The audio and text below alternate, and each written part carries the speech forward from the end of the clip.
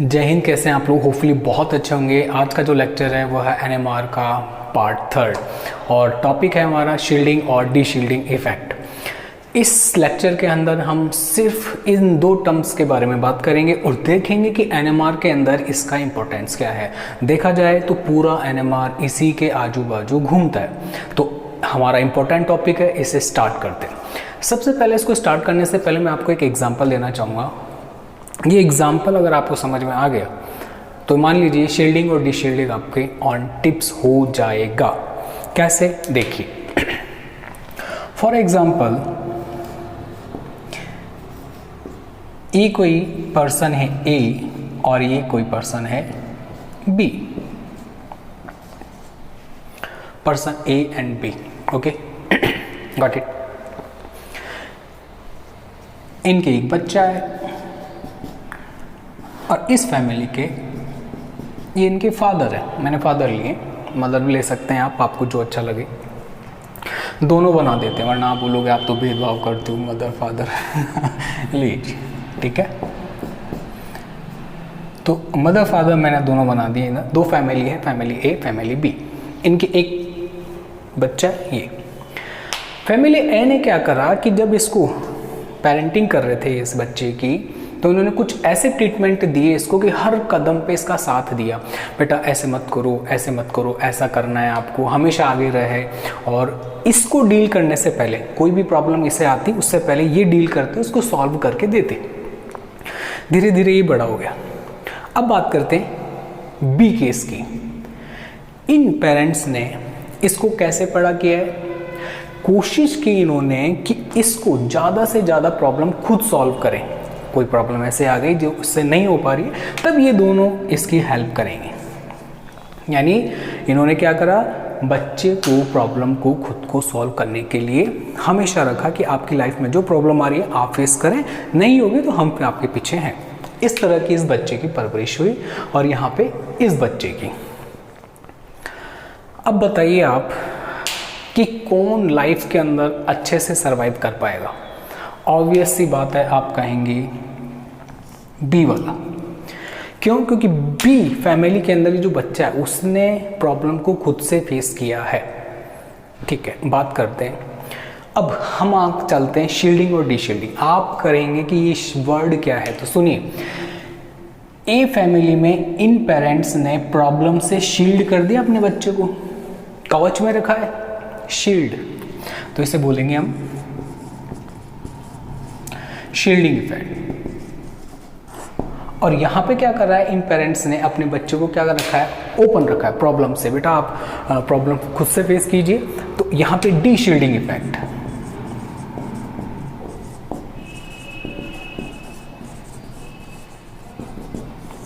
ये शील्डिंग और D shielding effect है हमारी लाइफ में।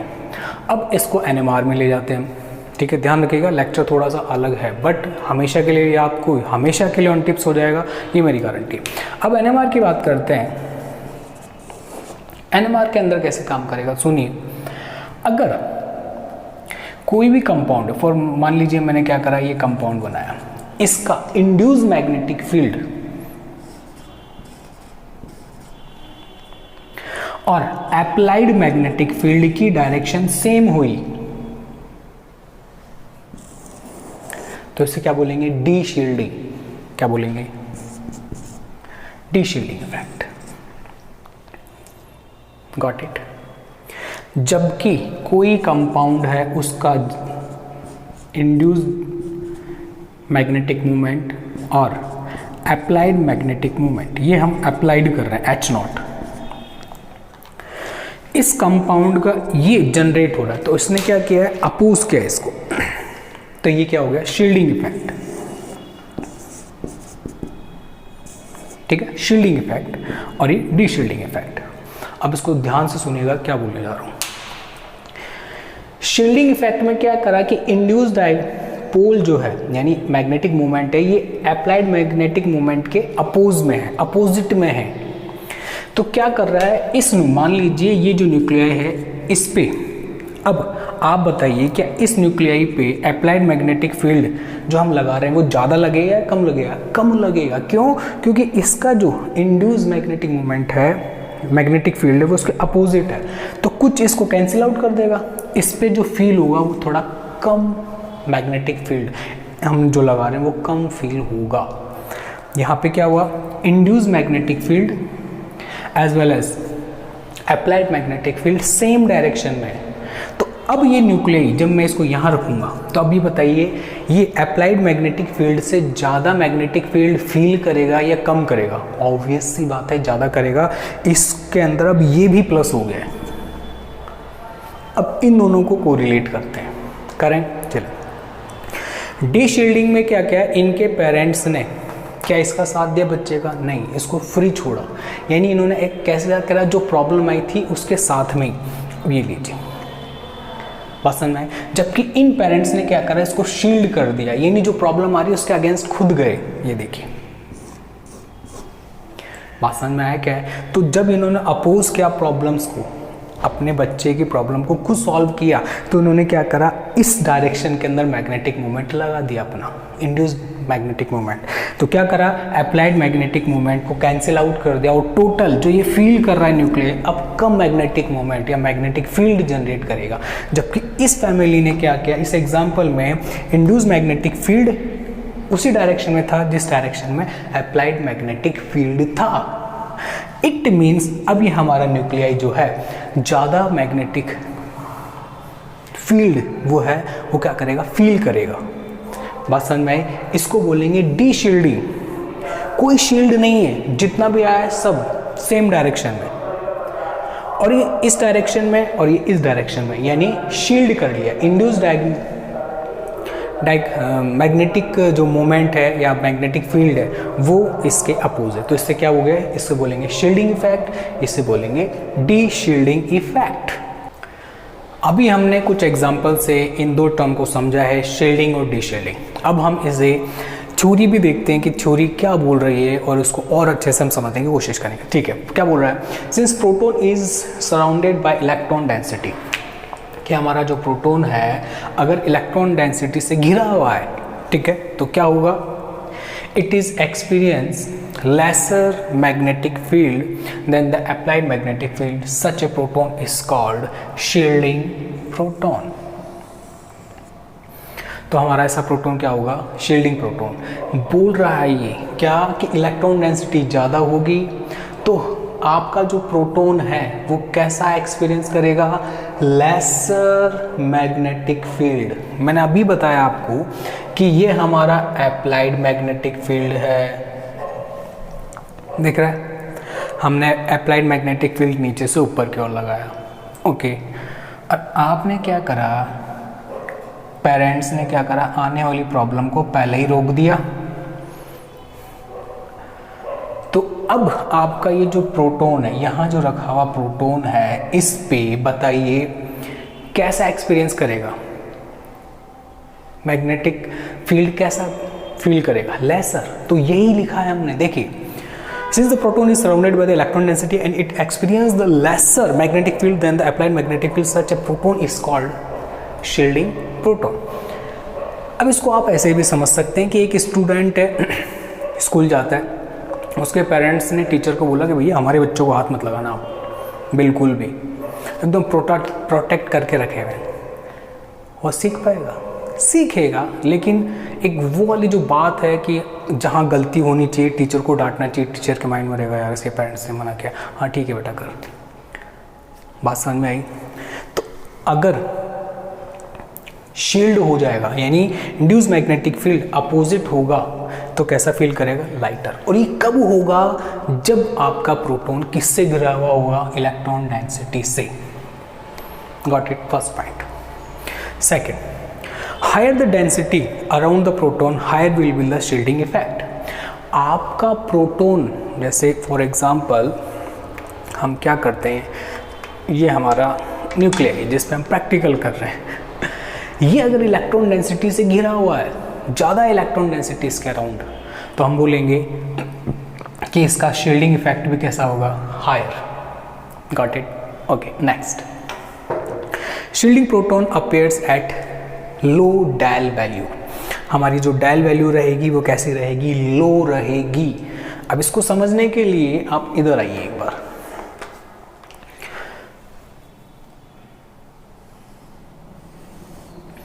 ठीक है, एनएमआर हम स्पेक्ट्रा बना रहे हैं, मैंने बताया टीएमएस क्या है, रेफरेंस। इसकी पीक कितने पे आती है, 0 पे, मैं आपको बता चुका हूं केमिकल शिफ्ट जब हमने किया है। ओके, अब ये बोल रहा है कि इस ग्राफ के अंदर ध्यान रखिएगा, जैसे जैसे हम टीएमएस से दूर जाएंगे, 1 2 3 4 5 10 तक रहेगी टेबल हमारी। कौन सी टेबल है ये, हाँ डेल स्केल है हमारी, क्या है, डेल स्केल। और जो टेबल हमने यूज में ली थी वो हमें आनी चाहिए। ठीक है, अब देखते हैं डेल स्केल जो है उसमें टीएमएस के जो पास वाला ये वाला एरिया है, यानी लो डेल वैल्यू 1 2 3, ये कैसा है, अप फील्ड बोलते हैं इसको। क्या बोलते हैं, अप फील्ड।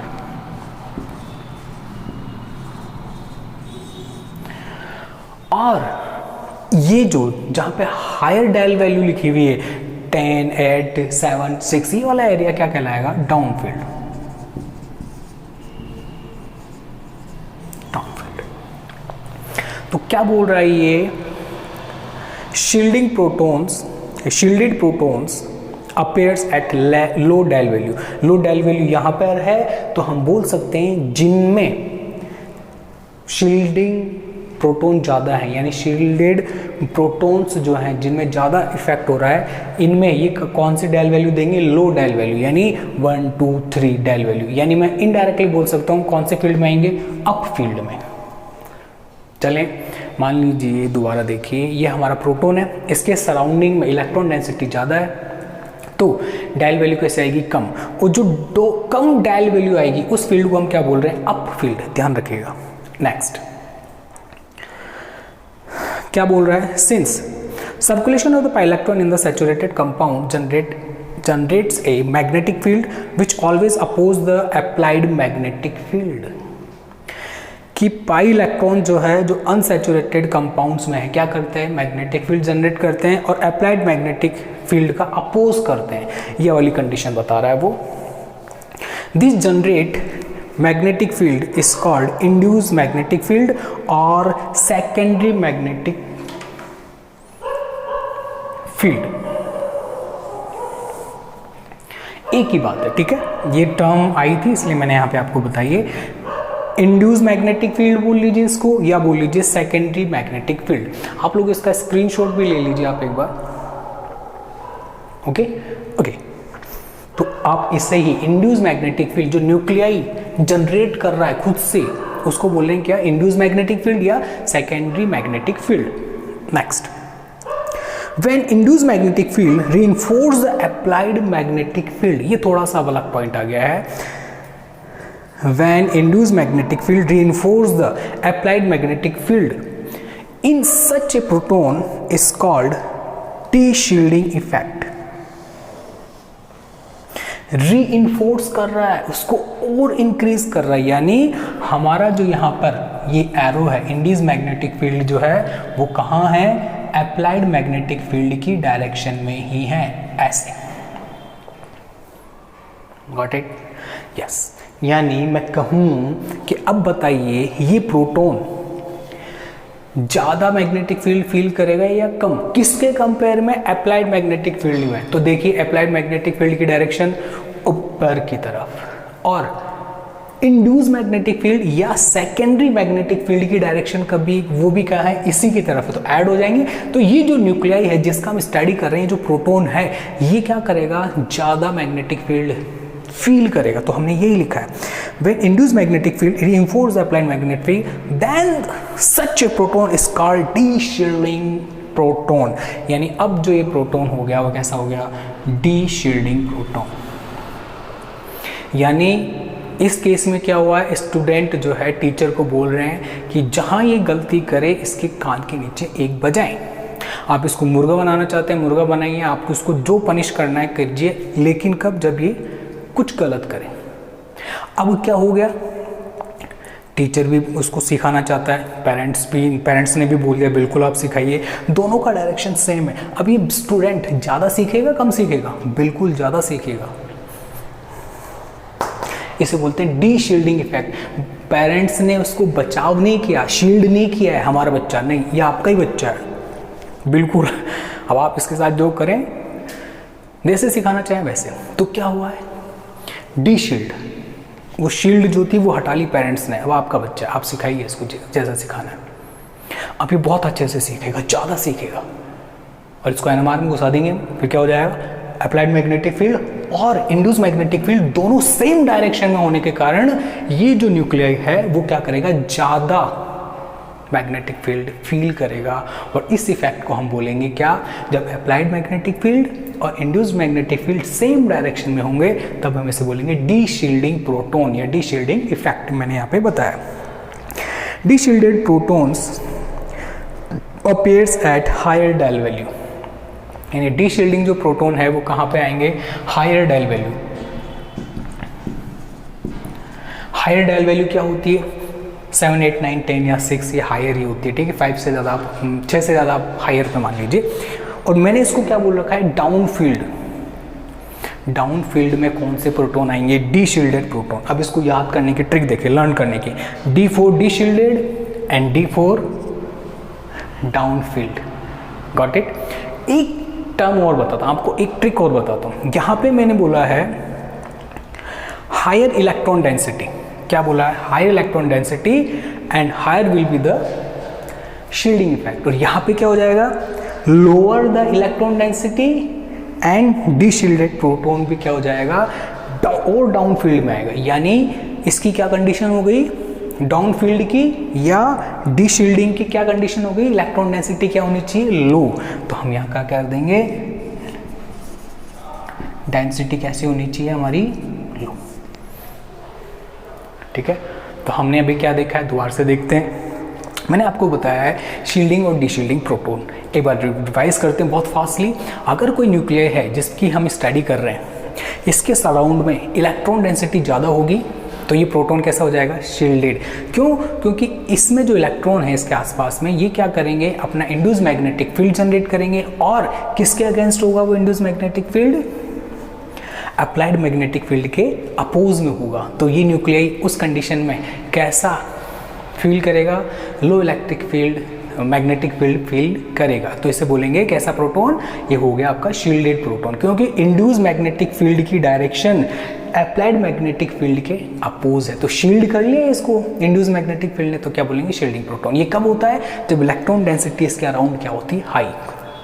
चलें, और जब ऐसा प्रोटॉन होगा तो ज़्यादा सीख पाएगा, ऐसा बच्चा ज़्यादा कहाँ सीख पाएगा, तो इसकी डायल वैल्यू क्या होगी, कम, लो डायल वैल्यू। और लो डायल वैल्यू को मैंने क्या बोला, अप फील्ड, ये रहा। काटे।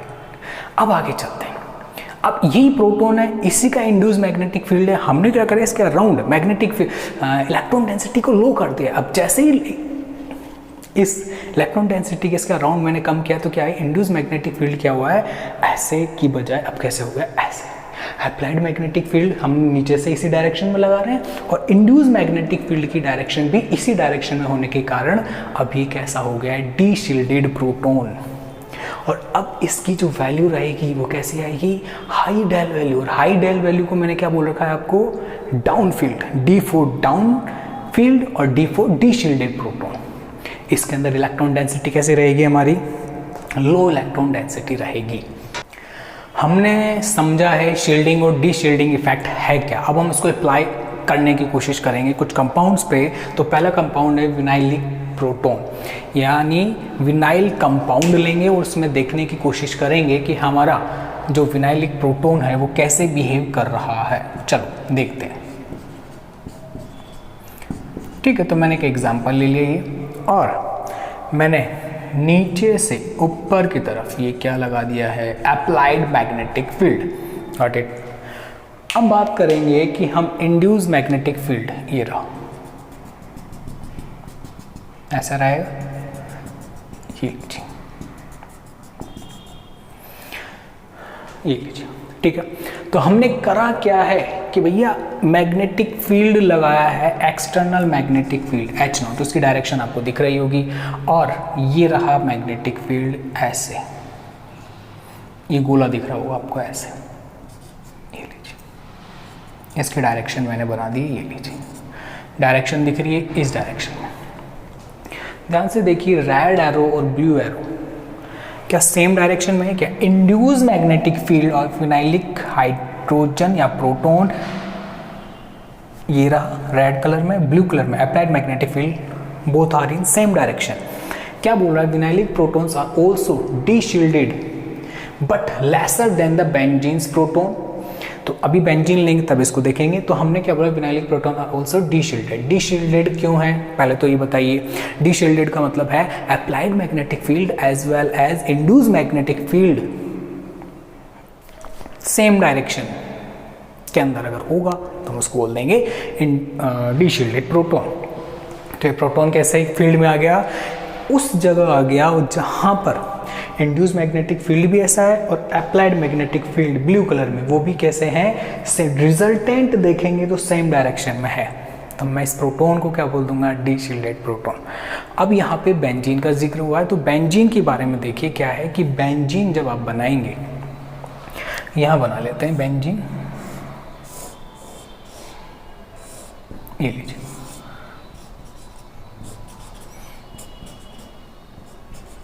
यह हाइड्रोजन है, आपको पता है C6H6। पाई इलेक्ट्रॉन क्या करते हैं? सर्कुलेट होते रहते हैं। पाई इलेक्ट्रॉन का मतलब है कि इलेक्ट्रॉन सर्कुलेट होंगे तो इलेक्ट्रिक फील्ड जनरेट होगा और इसके परपेंडिकुलर क्या जनरेट होगा? हमारा मैग्नेटिक फील्ड। ये लीजिए,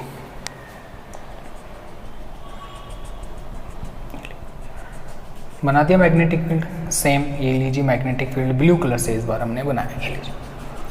और यहाँ पर इस डायरेक्शन में मैं क्या लगा रहा हूँ?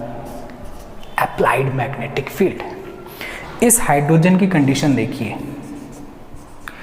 Applied magnetic field as well as induce magnetic field, direction कैसा है? Same direction. यानी ये हाइड्रोजन, इसको देख लीजिए, यहाँ पे और भी तरह से अच्छे से एक्सप्लेन हो जाएगा। ये लीजिए, इंड्यूस मैग्नेटिक फील्ड ऊपर की तरफ, अप्लाइड मैग्नेटिक फील्ड ऊपर की तरफ, तो रिजल्टेंट भी ऊपर की तरफ। बात समझ में आई? हाँ। तो कैसा प्रोटॉन है? Shielded proton. क्या बोल रहा है यहाँ पे? Phenylic proton are also deshielded but lesser than the benzene's proton because induce magnetic field of pi electron of benzene is comparatively stronger. मैं इसकी बात कर रहा हूँ और इसकी बात कर रहा हूँ। आपको पता है यहाँ पर एक डबल बॉन्ड है, जबकि हमारी बेंजीन में कितने डबल बॉन्ड है? 3 डबल बॉन्ड है। तो आप बताइए, जब ये सर्कुलेट करेंगे तो ज़्यादा इलेक्ट्रिक फील्ड जनरेट होगा और ज़्यादा मैग्नेटिक फील्ड जनरेट होगा। तो वो यही बोल रहा है। क्या बोल रहा है? All the protons of the benzene are highly deshielded because these come in same direction of applied magnetic field and induced magnetic field। देख लीजिए आप, तो applied magnetic field और induced magnetic field same direction में है, इसलिए हम बोलेंगे कि इसका जो डेल वैल्यू है, इसके डेल वैल्यू से क्या रहेगा? हाई। आप एक बार स्क्रीनशॉट ले लीजिए, इसका ले लो, डेल वैल्यू भी लिख देता हूं मैं। इसके लिए डायल वैल्यू रहेगा और 6 to 8 मैंने आपको बता रखा है इसका, तो आप आराम से 8.5, 6 to 8.5, ठीक है।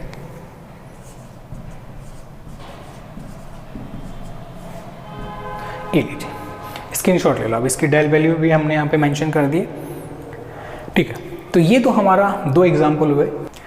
अब हम कुछ और एग्जाम्पल पे चलते हैं। जैसे कि हमने लिया है एसिटिलिनिक प्रोटॉन, यानी एसिटिलीन लेंगे और उसके बारे में डिस्कस करेंगे। तो हम यहाँ पर इसके बारे में देखते हैं, ठीक है। एसिटिलीन ले ली हमने और यहाँ पे हमने क्या कर दिया? एक्सटर्नल मैग्नेटिक फील्ड अप्लाई कर दिया H0। अब हम क्या करेंगे? इंड्यूस मैग्नेटिक फील्ड को देखेंगे, देखते हैं। तो कुछ इस तरह से जनरेट होगा ये ऐसे सर्कल बनेंगे, ऐसे मैग्नेट देखा है आपने, उस टाइप में। अब बात करते हैं कि ये जो प्रोटॉन है वो कैसी जगह है। वो ऐसी जगह है जहां पे इंड्यूस मैग्नेटिक फील्ड का कोई फर्क ही कहां पड़ेगा। ये देखिए,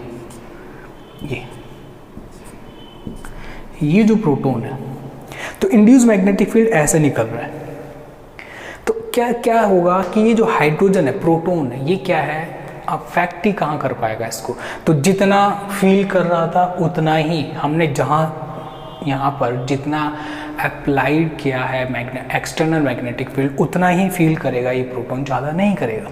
क्या बोल रहा है, दीज प्रोटॉन्स आर शील्डेड, ठीक है, proton because induce magnetic field not affected the strength of the applied magnetic field. यानी ये ऐसी कंडीशन में आ गया कि यहाँ पे ये शील्ड कर रहा है। शील्ड मैंने बताया था कि दोनों की डायरेक्शन अपोजिट होगी, इसकी डायरेक्शन ऐसे, इसकी डायरेक्शन ऐसे।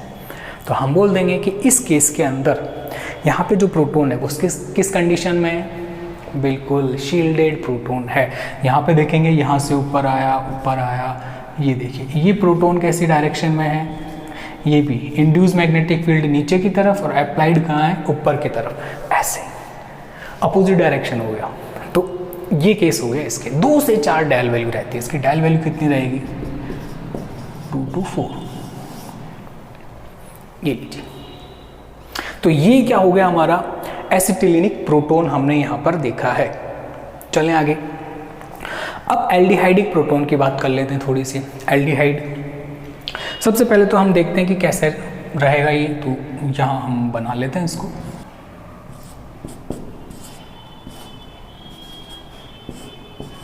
ये लीजिए, और हमने यहाँ क्या लगा दिया, applied magnetic field H0।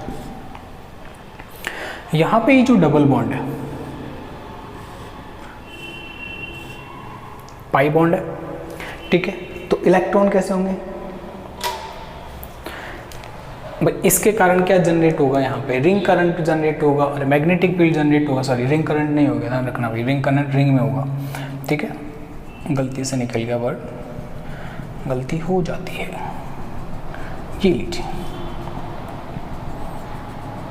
Induce magnetic field हमारा रहेगा ये।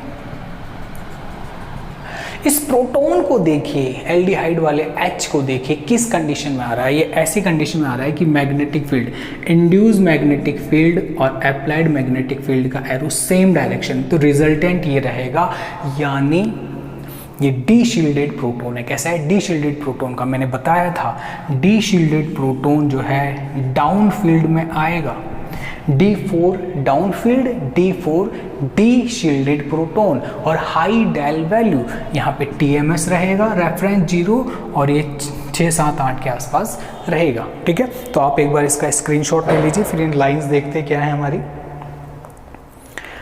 ओके, देखें, चलो हम बात करते हैं इसकी कि क्या क्या लाइंस लिखी हुई आपके सामने, ठीक है। तो क्या है, aldehydic proton is highly deshielded due to following reason. ये जो है हाईली डिशील्डेड है, डिशील्डेड तो है लेकिन हाईली, अब ये क्यों है उसको देखते हैं। 2 रीजन बता रखे हैं हमारे यहाँ पर। First is circulation of pi electron generates a secondary magnetic field which reinforce the applied magnetic field. क्या कर रहा है, रीइंफोर्स कर रहा है अप्लाइड मैग्नेटिक फील्ड को, रीइंफोर्स, इंक्रीज कर रहा है, तो डी शील्डिंग हो गया, ठीक है। किसके कारण, due to pi electrons. Next, higher electronegativity of oxygen atom decrease the electron density at the aldehydic proton. मैंने बताया था कि इलेक्ट्रॉन डेंसिटी जो है क्या होगी, कम हो जाएगी, तभी वो कैसा होगा, डी शील्डेड होगा। बात समझ में आ रही क्या है। ऑक्सीजन की इलेक्ट्रोनेगेटिविटी ज़्यादा है, ये आपको पता है। अब इलेक्ट्रॉन अपनी तरफ लेगा, इलेक्ट्रॉन लेगा अपनी तरफ ऐसे, तो बताइए इस कार्बन पे कौन सा चार्ज आएगा, पॉजिटिव, यहाँ पे क्या आएगा, नेगेटिव। ऐसे पार्शियली पॉजिटिव पार्शियली नेगेटिव आता है, लेकिन हम एक बार मान के चलते हैं कि नेगेटिव ही पॉजिटिव। अब बताइए जिस कार्बन से प्रोटॉन अटैच है उस पर कौन सा चार्ज है, पॉजिटिव, तो बताइए इलेक्ट्रॉन डेंसिटी हाई या कम, लो, कम हो गई। तो कैसा प्रोटॉन हो जाएगा, ऑब्वियसली बोलते हैं डिशील्डेड हो जाएगा, डिशील्डेड हो जाएगा, और हाईली डिशील्डेड होगा। इतना होगा कि इसकी जो डायल वैल्यू कितनी आ जाएगी, यहाँ लिख देता हूँ, डायल वैल्यू 8 to 10 आ जाएगी। ठीक है, डी शील्डेड प्रोटॉन है हमारा ये, और इसकी डेल वैल्यू 8 to 10 आई हमारे सामने। ये इसका मैंने बनाया कि इस तरह से ये अपने आप को मॉलिक्यूल अरेंज करता है। ध्यान रखिएगा, मैंने ये जो दो बनाए हैं मॉलिक्यूल बनाए हैं, जैसे ही हम सैंपल में रखते हैं अपने आप को अरेंज कर लेते हैं। मैंने आपको एक फर्स्ट लेक्चर में बताया था, वेरी फर्स्ट लेक्चर में, क्या कि अलाइनमेंट जो होता है वो कुछ ऐसे अल्फा और बीटा की फॉर्म में बताया था मैंने आपको, याद आ रहा है वो? हाँ, तो ऐसे ही कुछ बात है, ये अपने आप मॉलिक्यूल अपने आप को सेट करते हैं और डीशील्डेड शील्डेड जो भी सारी बातें होती है वो हमारे सामने निकल के आ जाती है। लास्ट एग्जाम्पल की तरफ चलते हैं डी शील्डिंग और शील्डिंग इफेक्ट समझने के लिए, ठीक है। 18 एनुलिन की बात करेंगे। पहले तो बनाते हैं कि बनाते हैं 18 एनुलिन, ओके। ये लीजिए,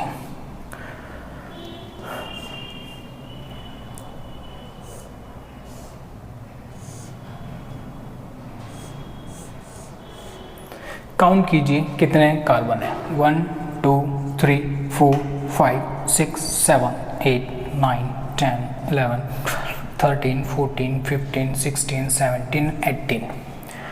ओके, अब अल्टरनेटिव हमें डबल बॉन्ड लगाने हैं। अल्टरनेटिव का मतलब है जैसे मैंने एक यहाँ लगा दिया, तो फिर सिंगल बॉन्ड, फिर डबल, फिर सिंगल, फिर डबल, फिर सिंगल, फिर डबल, फिर सिंगल, फिर डबल, फिर सिंगल, फिर डबल, फिर सिंगल, फिर डबल, फिर सिंगल, फिर डबल, फिर सिंगल, फिर डबल। Got it?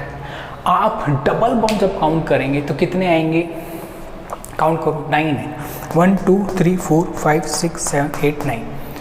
आप अगर मैं बोलूँ नंबर ऑफ डबल बॉन्ड,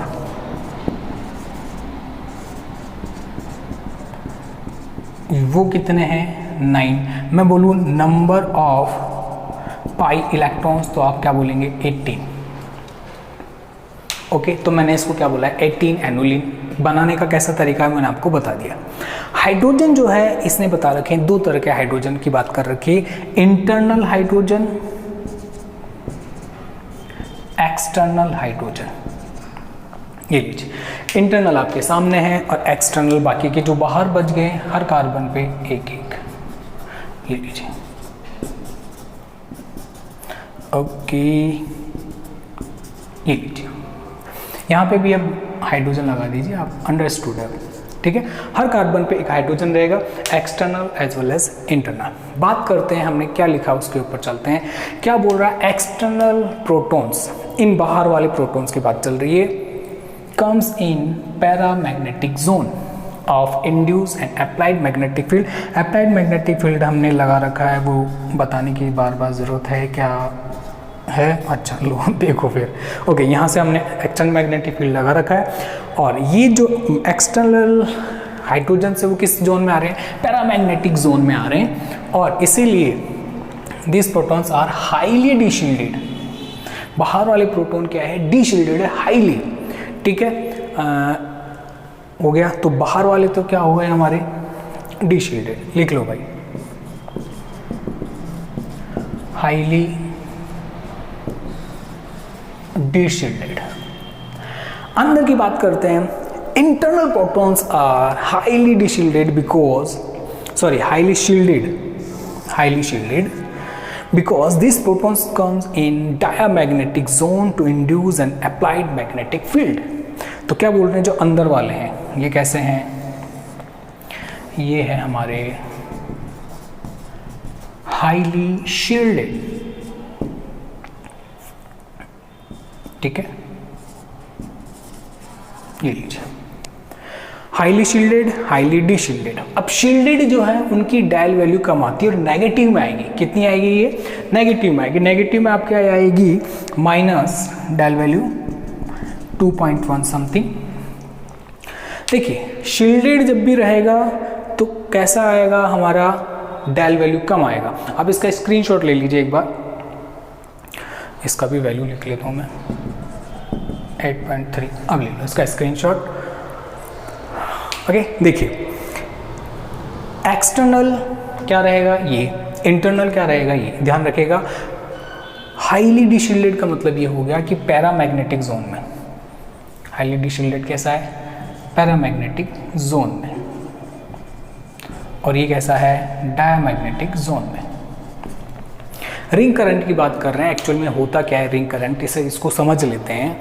ये रिंग है कोई, ठीक है, इस रिंग के अंदर जब मैग्नेटिक फील्ड होगा तो ऐसे निकलेगा, ऐसे जाएगा, ऐसे निकलेगा, ऐसे जाएगा, ऐसे ही होगा। तो एक्चुअल में होता क्या है कि जब ये रिंग करंट जनरेट, ये इंड्यूस मैग्नेटिक फील्ड जनरेट होता है इसमें, ठीक है, तो ये प्रोटॉन बाहर वाले क्या होते हैं, ऐसी कंडीशन में आते हैं कि applied magnetic field as well as induce magnetic field क्या होते हैं, सेम डायरेक्शन में, तो इसे बोलते हैं हाईली शील्डेड, दैट्स इट। और इंटरनल वाले ऐसी कंडीशन में आ जाते हैं कि इंड्यूस मैग्नेटिक फील्ड और अप्लाइड मैग्नेटिक फील्ड एक दूसरे के अपोजिट में आते हैं, इसलिए कैसा हो जाता है ये, बिल्कुल -2.1 डेल वैल्यू के अंदर आती है। तो देखिए जो प्रोटॉन डी शील्डेड है उनकी डेल की वैल्यू हाई, यानी डाउन फील्ड के अंदर, ध्यान रखना, और जो शील्डेड है उनकी बहुत कम डेल वैल्यू आई है। तो आज का जो लेक्चर था वो किस पे था, बिल्कुल शील्डेड और डी शील्डेड टॉपिक था हमारा। होपफुली आपको समझ में आया होगा, और कमेंट जरूर कीजिएगा कि कैसा समझ में आया, ठीक है, हंसते रहिए, मुस्कुराते रहिए, जय हिंद।